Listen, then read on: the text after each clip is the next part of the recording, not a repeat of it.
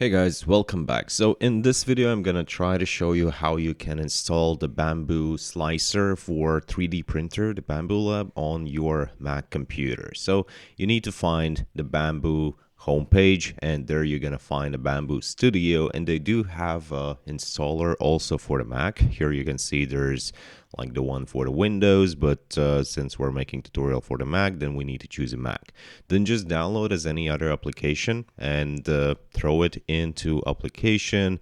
After that, you can go to your applications or to the Finder, and you're gonna get the Bambu Studio. But the problem at this point is still that we probably have our printer sitting somewhere in the basement and our computer upstairs into the office, and we have the Bambu Studio, but it is not connected to our printer, so we're unable to print something.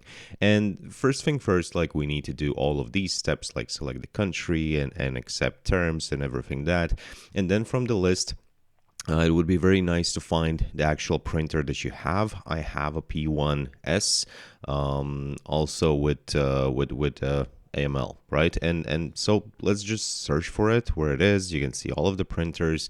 In terms of the filament selection, I don't think it's really important in this step because sorry, I said AML before. It's actually called AMS.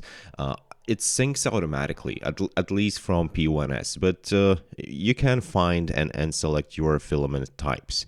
So here, also just install everything and again, accept the terms and all of the usual stuff.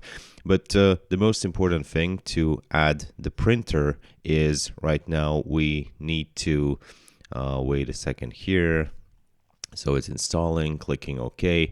Then we need to go to devices, and here we will find option to add a printer. And since mine is already sitting in my network, it already recognizes the P1S, and there you need to enter the access code from your printer. I do have a video on where to find it exactly on the Bambu Lab printer, so I'm gonna link it somewhere above the video or in the description.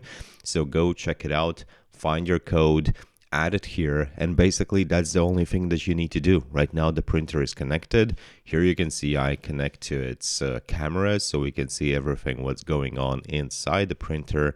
The status is fine. Here are my filaments loaded. Pink, of course, is the best one, and humidity, well, that's the problem right now. I haven't used my printer for quite a while, and it's sitting in the basement, and as you can see, the filament humidity is very high, so there might be some issues right now with the print quality, some failures, but that's another thing to solve for another video. And by the way, I do also have a video about how to replace this stuff to make your filament dry.